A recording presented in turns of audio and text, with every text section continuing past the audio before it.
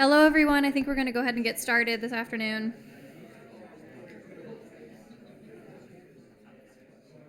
Okay, so I just have a few announcements before we begin.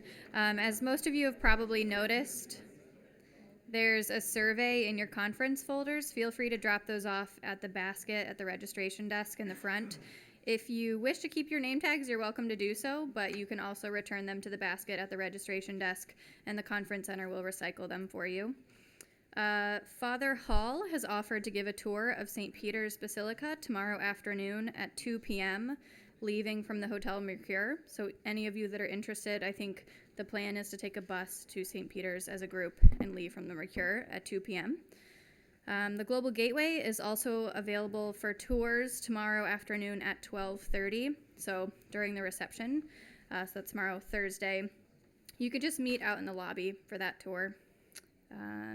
And then we'll have Mass after this lecture, so it'll either be at 5:45 or, depending on the length of the lecture, about 10 minutes after we're finished.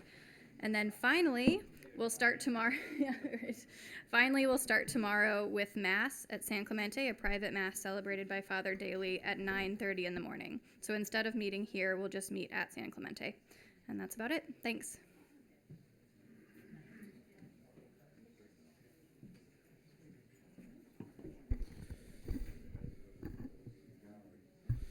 All right, welcome to our second session this afternoon. We have today for you Michael Moreland. Michael Moreland joined the faculty at Villanova University and became Vice Dean in 2012. As Vice Dean, Michael oversees academic affairs, admissions and financial aid, career strategy, administration, including communications, human resources, and facilities management, and faculty research. Dean Moreland received his BA in philosophy from the University of Notre Dame, his MA and PhD in theological ethics from Boston College, and his JD from the University of Michigan Law School. His scholarly interests focus on torts, bioethics, and law and religion. Today he will be presenting a lecture entitled Mergers of Catholic and Non-Catholic Hospitals, Impact on Implementation of the Ethical and Religious Directives. Please join me in welcoming Michael.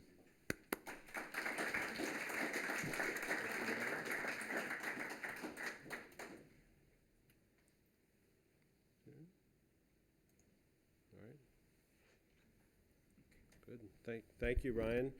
Thanks to Carter and to Laura Nash and all the others for organizing this conference and for the invitation to present. I see right here it says, tattoo on my chest, do not sing Eagle's Wings or Be Not Afraid at my funeral. I figure that's left over from, that must be left over from a previous presentation. That's my advanced directive. We all go with the flow. Some of the talks we've heard, some of the wonderful talks we've heard have been on sort of big issues of the ends of medicine and healthcare and the role of the pharmaceutical industry and things like that. My topic that I was assigned for this is by necessity a fair bit narrower. It's on a precise issue of how mergers and other joint cooperative arrangements that Catholic healthcare institutions enter into are affected by the ethical and religious directives and other moral and ethical considerations that confront Catholic healthcare institutions.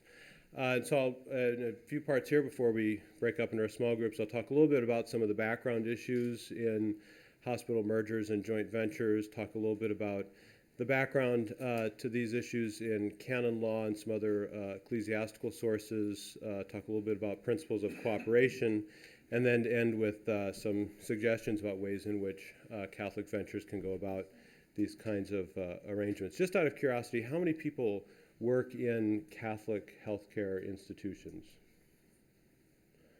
So a few, not the majority, but a few. So as I said, let's talk a little bit about some background issues. As many people pointed out, there is, and this will be no surprise, of course, to those of you who know more about this, who are on the front lines of healthcare delivery, there are tremendous pressures in the delivery system in the United States. I'm, of course, primarily speaking about the United States here. Tremendous economic pressure to merge or to enter into cooperative arrangements on the part of not just Catholic, but any healthcare system at all.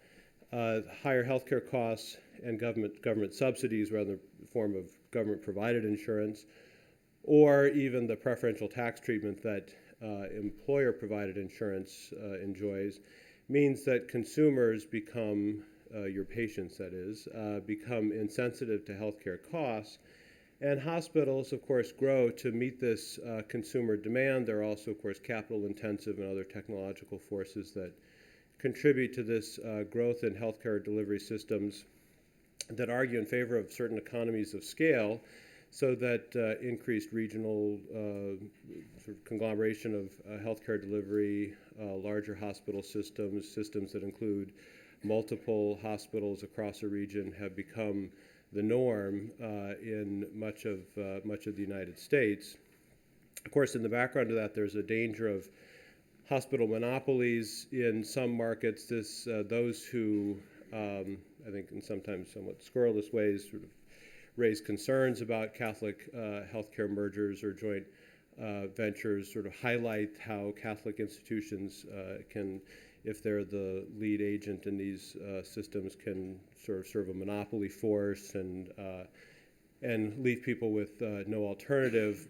But there are pressures toward monopolies in certain markets, and health insurance or government insurance monopsonies. A monopsony is where you have a single buyer. Where in my region of Philadelphia, for example, we have a lot of health insurers, but Independence Blue Cross has extraordinarily powerful market force in the healthcare market, and so all of these are driving, in one way or another, a lot of the pressure to enter into cooperative arrangements because of economic pressures. And a second background issue, moving from economics to more ecclesiological considerations, are questions about institutional identity in Catholic healthcare.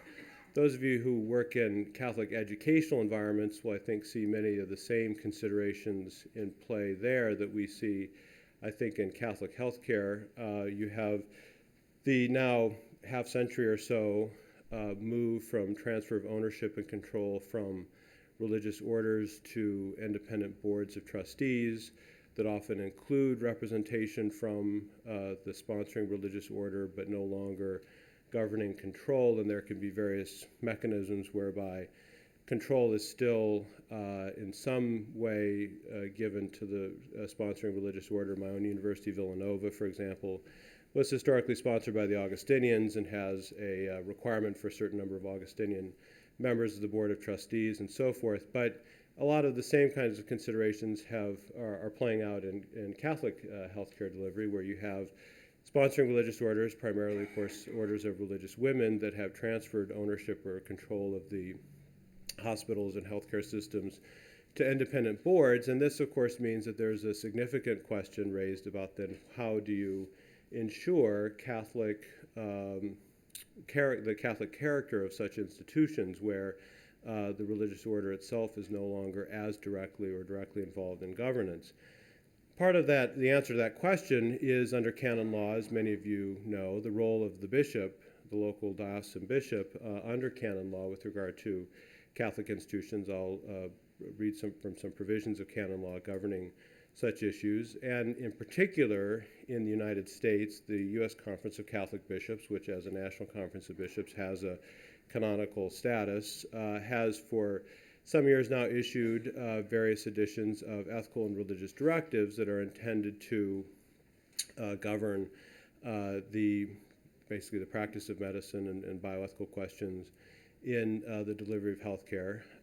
There's actually an interesting question about the implementation at the hospital level of the ERDs. I don't know if our Baylor representatives are here or not. There's actually a doctoral dissertation at Baylor recently that showed that large numbers, at least with regards to certain kinds of procedures of Catholic healthcare institutions, don't comply with the ERDs, at least as to certain things. But at least in theory, Catholic healthcare institutions are supposed to comply with the ERDs as implemented and directed by their local diocesan bishop. But I think a question that we have to grapple with, and you can grapple with in your small groups, and we can grapple with in the Q&A, is what are the distinctive marks of Catholic healthcare in a modern delivery system? We had a very nice presentation yesterday about a new initiative in Florida. There are other such stories to tell, but I think it's a very much open question about what the future of Catholic healthcare looks like, and about how, in light of the changing nature of healthcare delivery, in light of the declining number of members of the sponsoring religious orders, how the distinctive marks of Catholic healthcare, just like Catholic education and social service delivery and the like, will continue to be manifest. So what are some of the challenges that institutions face in mergers or other kinds of joint, falling short of merger, other kinds of joint ventures with non-Catholic partners? Well, the one, of course, following on what I just talked about, one would be governance and control of the hospital or system. And this, of course, is the one that we'll spend a bit of time on here and gets a lot of the attention in these issues, is the provision of morally objectionable services, especially, excuse me, abortions, elective sterilizations, forms of reproductive technology, end-of-life care issues such as those that John Keown introduced us to the other night, and perhaps to come issues such as physician-assisted suicide.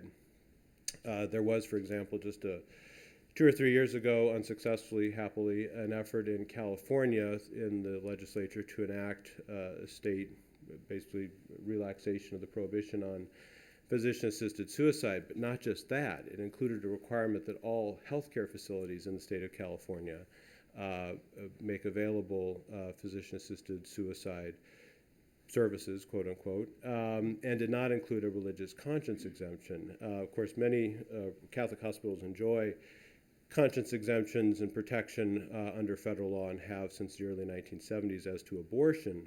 But as some of these other things become more widespread and more acceptable as standard of care, the question of whether or not these institutions will be able to witness with integrity and not befall any of these objectionable services, I think, will become much more difficult. And then in the background, to go back to what I was saying a few minutes ago, is there's the issue of financial viability. As many of you know better than I do, these healthcare systems, whether Catholic or otherwise nonprofit or for-profit for that matter, face tremendous financial stresses, especially in the wake of the Affordable Care Act and Medicare and other forces that are sort of squeezing healthcare delivery. And as a result, the financial viability of the system becomes one of the enormous challenges. Let me just talk about a couple quick issues in canon law with regard to control of the diocesan bishop over these institutions. And again, this is how Catholic institutions, even in the wake of transference to independent governance, ensure, at least under canon law, their continued Catholic identity.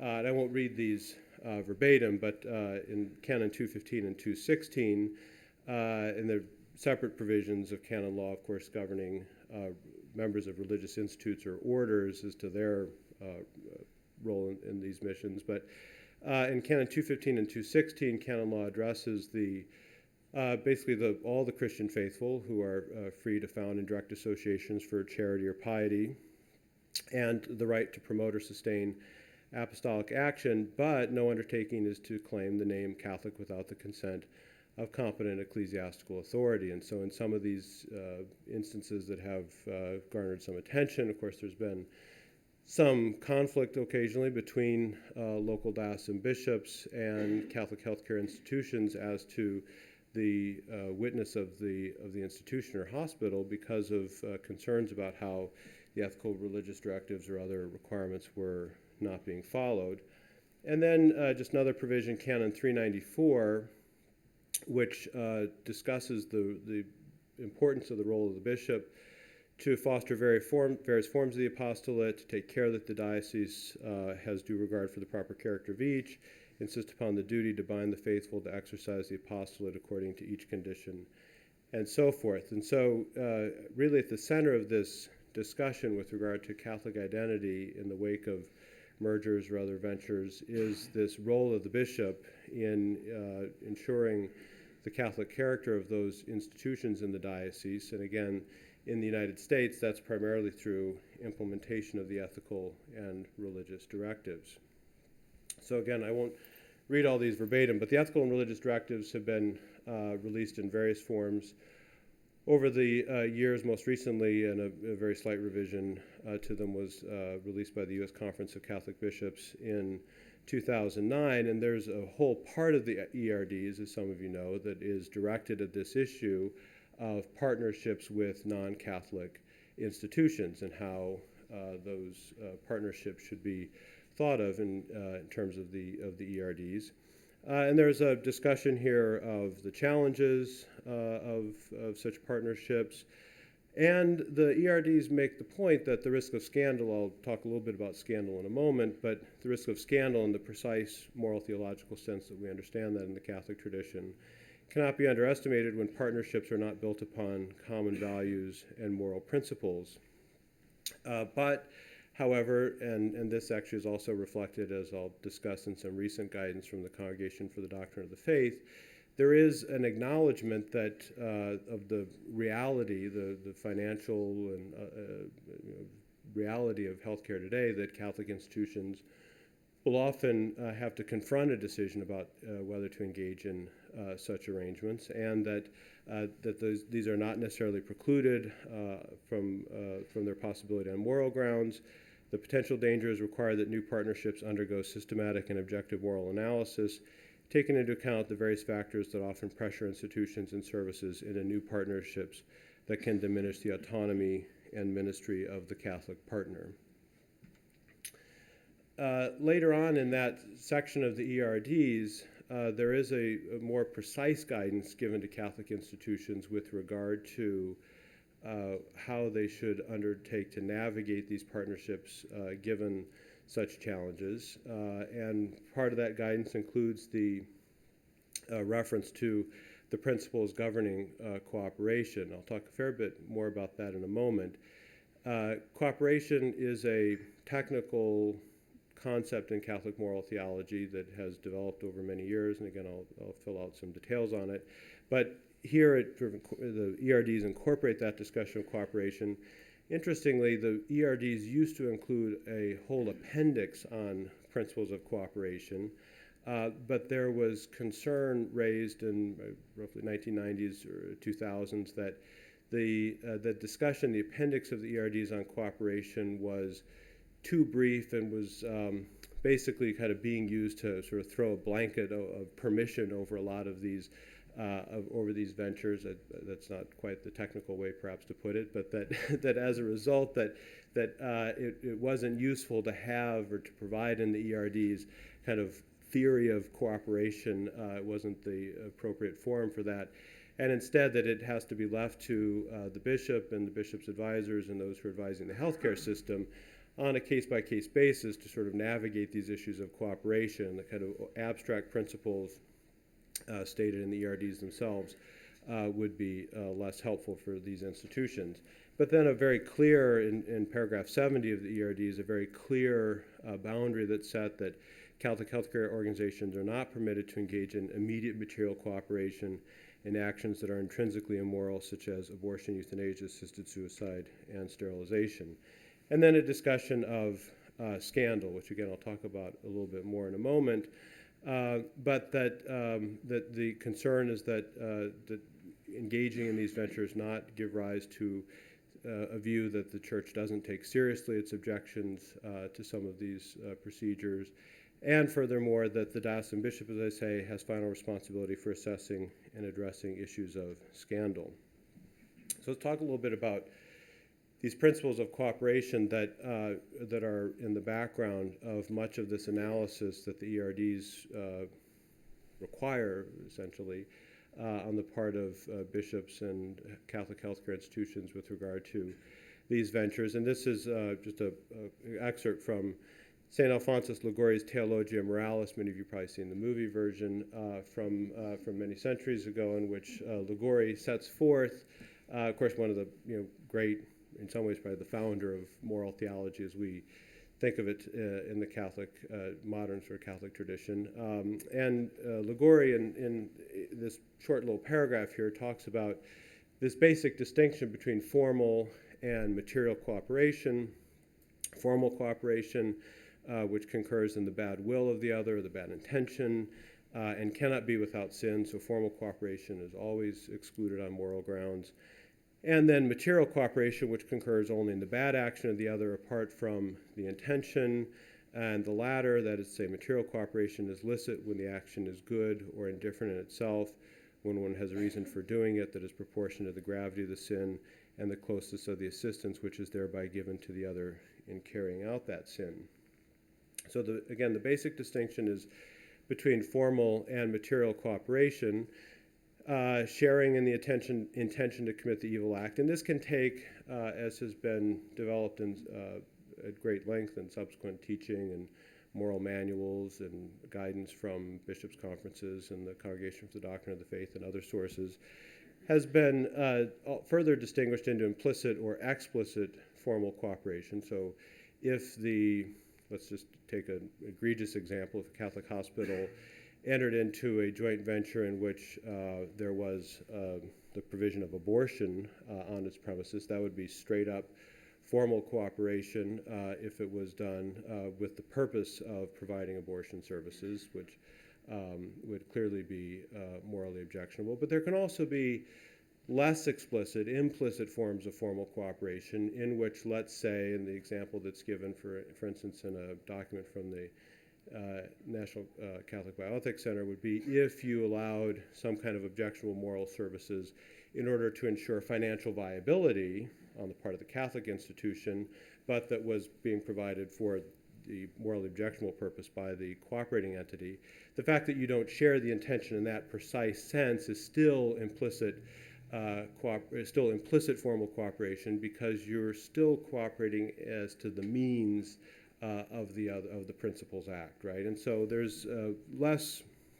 You don't always have to share the intention in a kind of robust, overt form, I think, in order to befall formal cooperation. And formal cooperation, again, as Liguori and others have long argued, is, to the extent it shares in the intention of the principal who's undertaking morally objectionable action, is always disallowed. Material cooperation is more complicated, and that's where the tradition has developed a whole set of criteria and principles that it would take several hours or days, not that it wouldn't be fun, but several hours or days to fully unpack, and lots of cases that have been sort of raised as posing quite hard questions at the line of material cooperation of one form or another.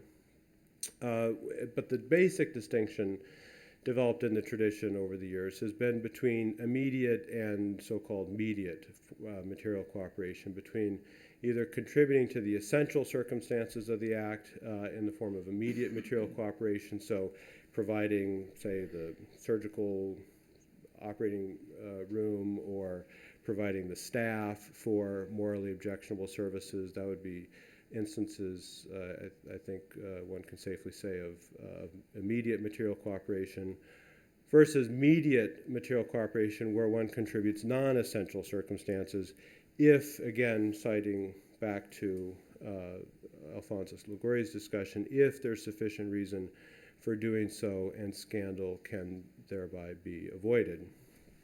And that is where there is the possibility of cooperation that is morally licit, at least as the tradition has defined it. And then this is limited, however, by this principle of scandal, which, as the Catechism discusses, is an attitude or behavior that leads another to do evil, or anyone who uses the power in such a way that his power in such a way that leads others to do wrong becomes guilty of scandal and responsible for the evil that he has directly or indirectly encouraged. There is in the background of this, and I've especially seen this in such contexts as the discussion of the HHS mandate and whether institutions should comply with it or not, but in other contexts as well, there comes to be sometimes this view that, and this of course would, if I may say, it sort of shows a kind of maybe shortcoming of this tradition, that as long as you kind of get something into the categories of cooperation, then you're good to go, right? That as long as you can get something into the category of immediate or remote material cooperation, then you're fine, it's great. These were developed as principles to govern moral culpability where one had strong reason, often under duress, to be complicit in wrongdoing, right? And it wasn't as though one shouldn't avoid having to enter into those situations in the first place, right? But the idea, I think sometimes in the discussion of cooperation, again, I see this sometimes in legal discussions of surrounding the HHS mandate or other challenges on religious freedom grounds to government requirements, is that, well, as long as there's some argument out there for cooperation being remote material cooperation, then it's fine for the institution to go ahead and be complicit in it. And that's not, I think, what, at least at its best, what this tradition has been trying to accomplish, right? It's in instances that are properly understood as because of duress or other kinds of difficult circumstances where an institution and the individuals who staff it have to be complicit in some kind of wrongdoing. What are the limits that the tradition places on such cooperation? It doesn't give a kind of blank card for just entering into these kinds of ventures willy-nilly. So there was some clarification recently issued by the Congregation for the Doctrine of the Faith that I think helps to clarify and straighten out maybe some potential misunderstandings in this. What happened is that as these mergers and joint ventures have become so prominent in many parts of the country, there was formally a dubium, or that is a question submitted by Cardinal Dolan, then the president of the U.S. Conference of Catholic Bishops, to the Congregation for the Doctrine of the Faith, regarding some of these issues regarding Catholic hospital mergers and joint ventures. And so the Congregation for the Doctrine of the Faith here in Rome submitted a responsive document, which I provided in the course materials for this session, laying out first in a preamble and then in 17 points some clarification about these issues, which then the U.S. Conference of Catholic Bishops, I think just at their meeting in November, voted to now sort of incorporate and reflect upon as they prepare a new revision of the ethical and religious directives, which, since they're a few years old now, are due for updating. A few things about that clarification from the Congregation for the Doctrine of the Faith to note. First is this basic, I think, kind of openness to cooperative ventures in the first place. I think that, and maybe a few decades ago, there was a basic hostility to these kinds of ventures because of the potential concerns that I flagged. But I think there's an acknowledgement here more of the reality of, in the United States especially, of healthcare delivery, that effective engagement in healthcare often calls for collaboration with non-Catholic healthcare institutions, even establishing joint working arrangements with them because of the issues I talked about at the outset, right? Because of increasing technological advances that raise capital costs, argue for economies of scale, and the like. But a few things that the CDF helpfully clarified in that document. One is this question, which I've mentioned in passing, or this factor I've mentioned in passing about duress, which is what are the conditions that sort of trigger, as it were, the kind of cooperation analysis leading to possible permission, morally illicit action in such cooperation. And the CDF clarified that duress doesn't mean just anything that's hard, right? That's a non-technical way of putting it. But, but that as the CDF says, considerations of financial advantage or stability do not constitute sufficiently grave pressure. Considerations having to do with financial viability, that is, the ability of the institution to survive and carry out its mission, do. And so there has to be, before there can be a kind of, again, a triggering of these of analysis under these factors, it can't just be that it's to the financial advantage of an institution to engage in such a joint venture or merger, but that if it includes some of these extremely objectionable services and like, but it has to be something where there is indeed the very survival of the institution is itself at stake. So that was one bit of clarification. Again, you can read all the guidance for yourself in the course materials. The other clarifying point that the CDF made was that the establishment of independent institutions apart from the Catholic healthcare institution itself, that the kind of creation of a standalone separate entity shouldn't be used in a kind of overly formalistic way, kind of to render everything okay. That is to say that, which is, and many of you maybe perhaps have experience with these kinds of arrangements where there was sometimes, I mean, maybe sham is too harsh a word, but there was a kind of sham independent institution that was set up to do the sterilizations, usually not, so far as I'm aware of these cases, abortion, but tubal ligations or vasectomies or the like, where you sort of set up the standalone entity alongside, and that would then mean that we're all good to go.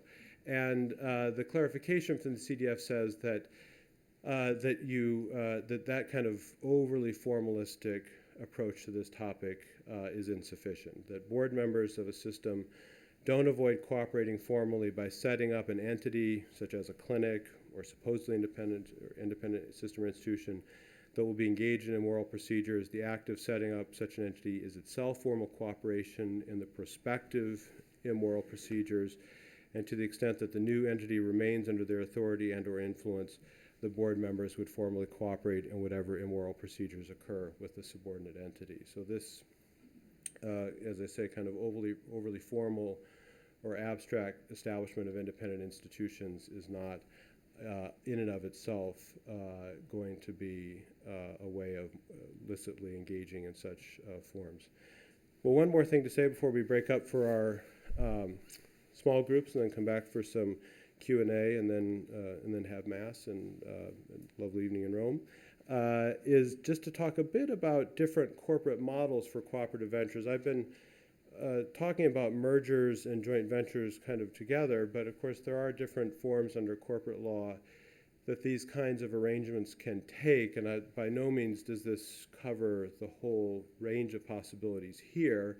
There can be a sale of an institution's hospital, say, with covenants. I was talking to somebody just earlier about that, in which the Catholic institution divests itself of, say, the hospital, but in covenants of sale includes restrictions on the provision of certain kinds of services. So again, can't cover all the possible forms in which these cooperative ventures take, but this is just meant to show that short of outright merger, there can be more limited affiliation agreements or limited or joint management structures that I think hold some promise for Catholic institutions entering into these ventures. And I give the credit here to an article in Ethics and Medics in which there is a discussion of this, and the point was that as long as at least 4 factors are observed in such cooperative ventures, that is, no institutional integration of governance or management or finances, reserve powers critical to the preservation of institutional independence of the Catholic institution, each institution retaining its own assets and liabilities, and the joint activities must be in compliance with the ERDs, then there's room here for such limited affiliation agreements so that, for example, if you had between 2 large health systems or 2 hospitals, if you had joint venture with regard to the provision of radiology services or something like that, then you could imagine structuring an agreement in this form, and if the Catholic institution were articulate and clear in its institutional witness about the limits of such joint venture, then and taking these characteristics into account, then you could imagine ways in which there's room for such ventures to be undertaken. And I guess I want to end on that because in the end it is about the sort of integrity and witness of the Catholic institution itself. It's about living out the life of the gospel in providing healthcare services. I think sometimes in these discussions about cooperation and joint ventures and mergers, there's a kind of, I don't know, sort of dry sterility about it, and trying to sort of work your way through the principles of cooperation to come out to the conclusion that you want to get to. But in the end, it's about the institution witnessing in a way that is fully integrated and authentic, and that doesn't give scandal in the precise sense that the tradition understands it, and that also continues to witness to Christ's redemption in the way in which it's lived out in the life of the church. And so with that, we'll go to our small groups. Is that right? Yeah, 30 minutes. Great.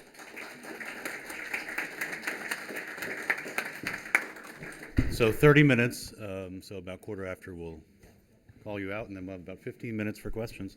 Thank you. Good stuff.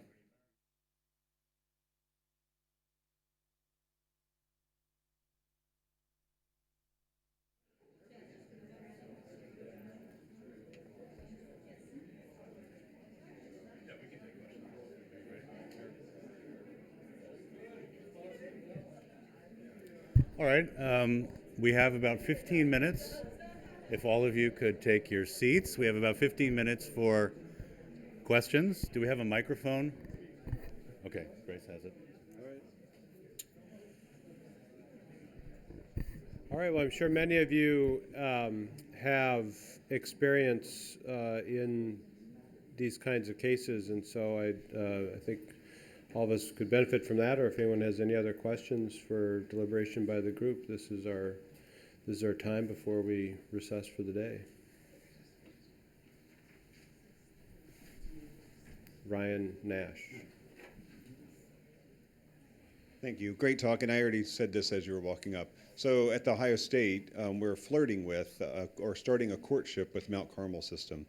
And actually, we're doing a lot of things in bioethics together already. One of the observations is even if it went to merger between Ohio State and Mount Carmel system, Mount Carmel being a Catholic health system, there's not much difference between the two. If you look at the medical staff, the hospital staff, the patients that come there, the procedures that are allowed and not allowed, there's not a lot of difference. And I think that's sad. I think there should be a fairly radical difference between what a Christian healthcare should be and secular public healthcare.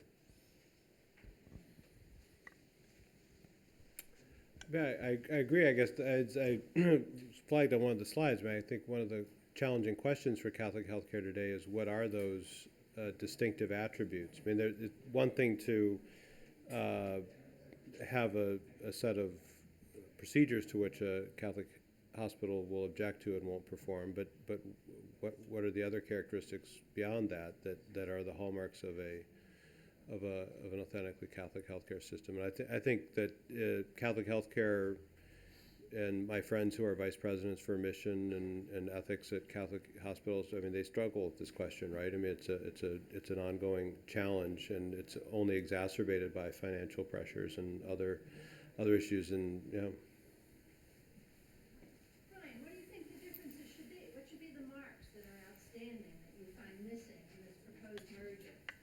Well, I mean, I think, scandalously, I think it would take discrimination. That if you were going to have Catholic health, you would have Catholic docs. You would have staff that would at least sign on to a vision of health that would be somewhat unified. That it's not about just prescriptions, it'd be how we one another, how we're going to interact, what excellences are we going to follow, to what telos, to what end. Well, go deeper. I mean, you're just saying we would have these people, these ideas. Well, what are they? What are these that would unify and make it a place of excellence? Well, I think it's to answer Gil Mylander's question from last time. Okay. What do you do when people make decisions that are bad? No, you point them towards Christ. We don't follow truth as an abstraction. We follow Christ, a man that can be followed. And we have a whole tradition. I'm Orthodox. I follow that tradition. We have a tradition that shows the way of how to follow the man, the God-man, Christ. Now you have a start, and then that has to be played out. Right. Yeah. Thank you.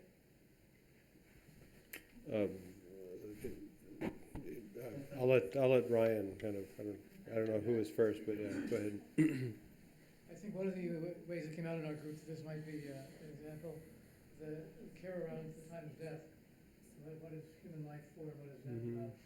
And the idea of unity with God being the primary goal that we all have, and how that is expressed in the very surroundings that a hospital would have or not. I think that might make a big difference among Catholic hospitals. We should stand out for that a lot more than we seem to in the present reality.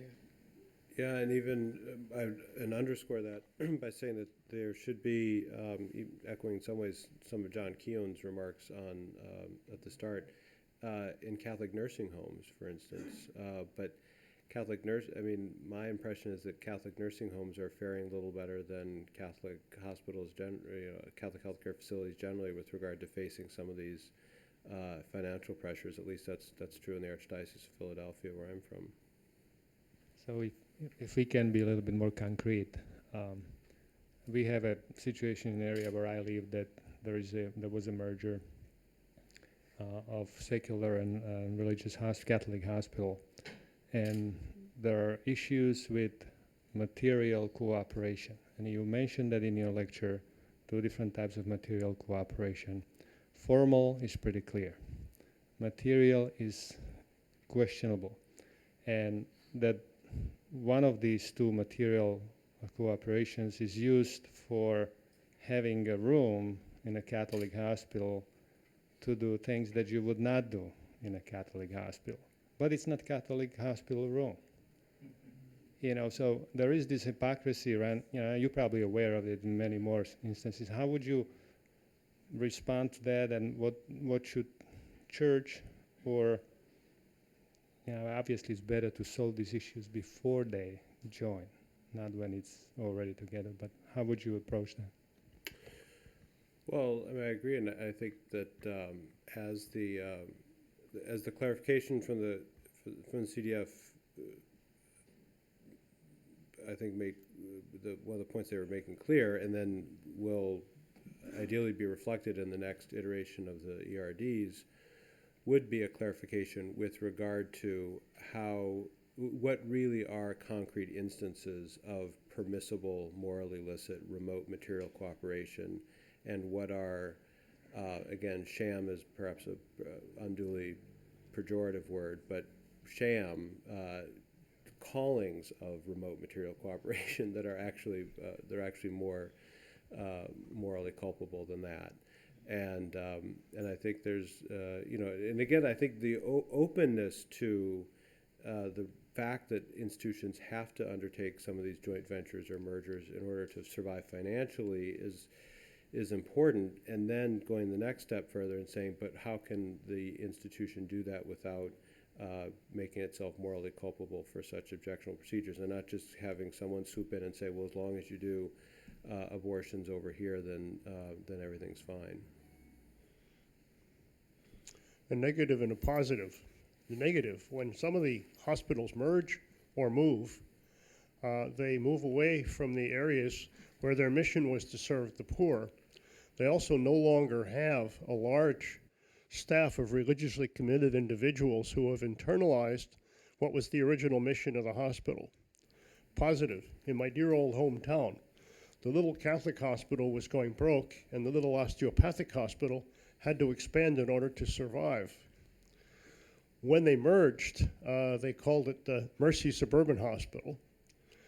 And what they added to the osteopathic hospital was a staff of qualified specialists that they didn't have before, and also a chapel and a pastoral care department, which they didn't have before.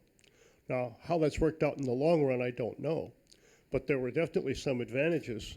The advantage to the Catholic hospital was that they were able to survive, and they still had a hospital for their staff to go to. Mm-hmm. And for the osteopathic hospital, that they were better able to serve their patients with certain services which didn't exist there before. Mm-hmm. So it's not all negative.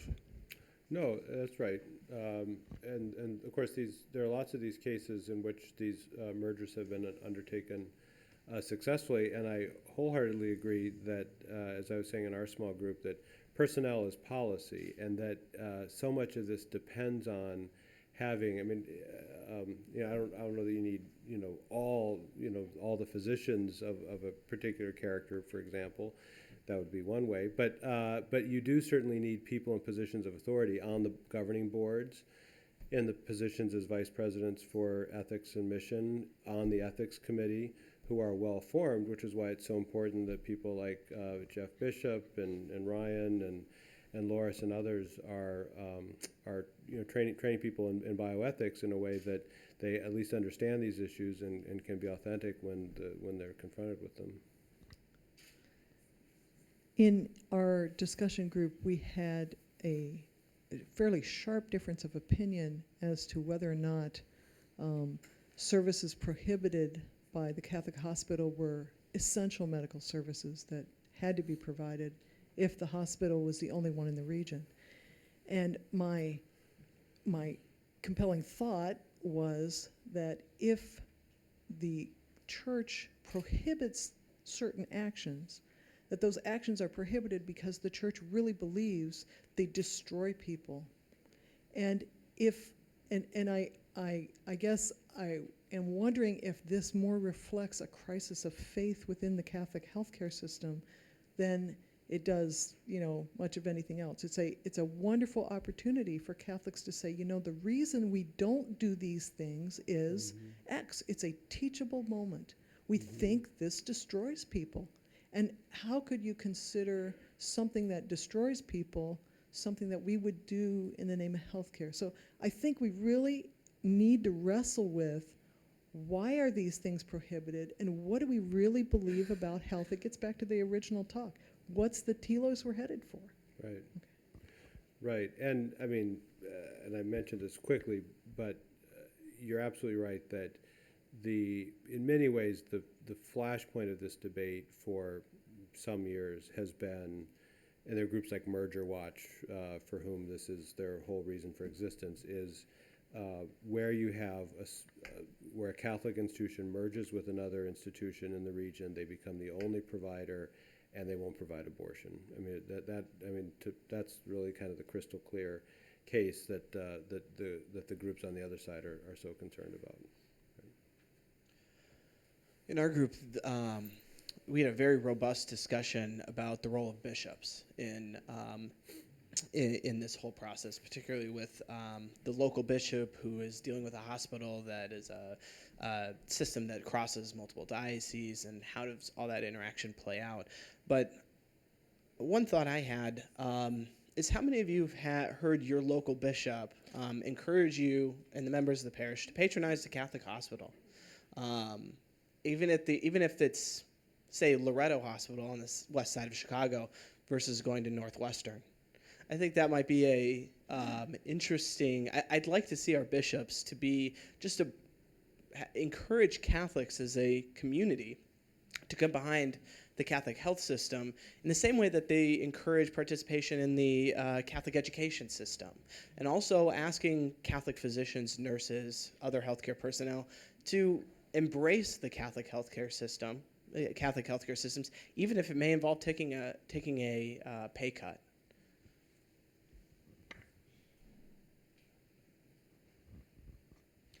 Yeah, I think that the question regarding what do Catholic hospitals offer, what's special about it, that's a great question. And when you first asked it, I had no answers. Fortunately, we have the breakout sessions, and we can listen to other people. And our session, we discussed this in detail, and we came up with what I summarized as 5 points that Catholic hospitals offer, and none of them are negative. So here they are. So the first was target patients. Catholic hospitals should have as part of their target the poor, the indigent, those who cannot care for themselves. Of course, prudentially, within financial means.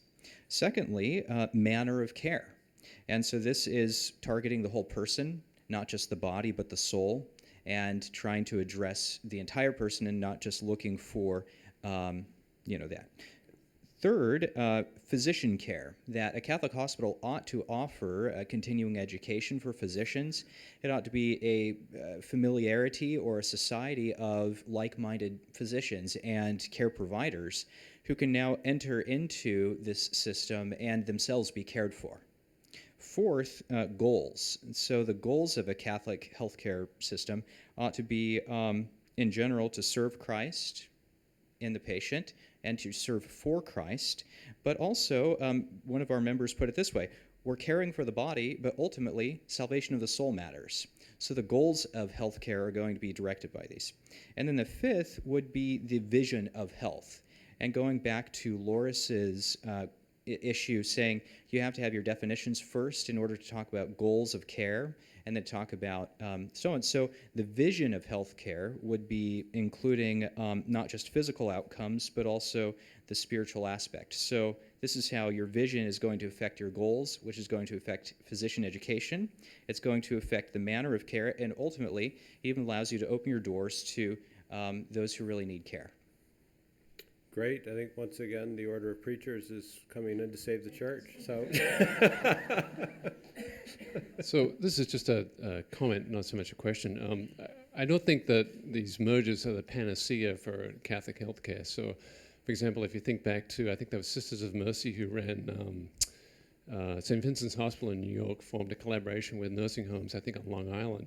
And it was actually the nursing homes that brought those guys under. So even when you think you're reaching out for the life raft, those guys can take you under. So I think you got to focus again, as Father would say, on really the mission of what we're trying to achieve. Oh, one more question.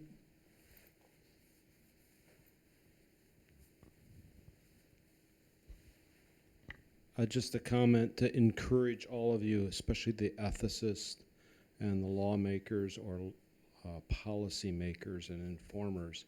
What you're doing is super important for all of the church, not just the Roman Catholic Church. The group I work in is a secular company. It's multi-specialty group, about 60, 70 physicians. Only 2 or 3 of the guys. All the docs and mid-levels are Christian ministry oriented. About half of our hospital administrators are Roman Catholic or Adventist. And yet this issue is very important for the Protestants also, but they do not have the weight to stand up against the secular environment, nor do they have the cultural heritage to do it. Some of my Protestant colleagues would disagree, but I'll have to say it's true. Okay, the Roman Catholic Church has a long, long history of verbalizing its position in the secular environment, and you collectively have to win this. You have to be able to say, yeah, this is what we believe. This is why it's ethically true. This is what we are ethically doing. This is how we secure an ethical environment for care. And it's really important that collectively we succeed for the whole church, Roman Catholic and not Roman Catholic. all right. All right. One more comment? Okay, this will be the last. Okay. Do you need the microphone? Can everybody hear me? Okay. One last thing, Michael said we should involve the bishops or have the bishops, maybe they should be talking about, talking up the Catholic hospitals. I say Catholic physicians need to talk up the Catholic faith to their peer Catholic physicians who are not so involved in the Catholic faith. The Catholic Medical Association is a great place for all Catholic physicians to get involved, learn more about your faith, get more grounded in ethics, etc. So if any of you is a Catholic physician and is not in the Catholic Medical Association, please look us up, cathmed.org, and we have to evangelize. We can't just wait on our bishops to do it. Thank you very much. Please join me in thanking Michael Moore. There's Mass in 10 minutes upstairs on the second floor.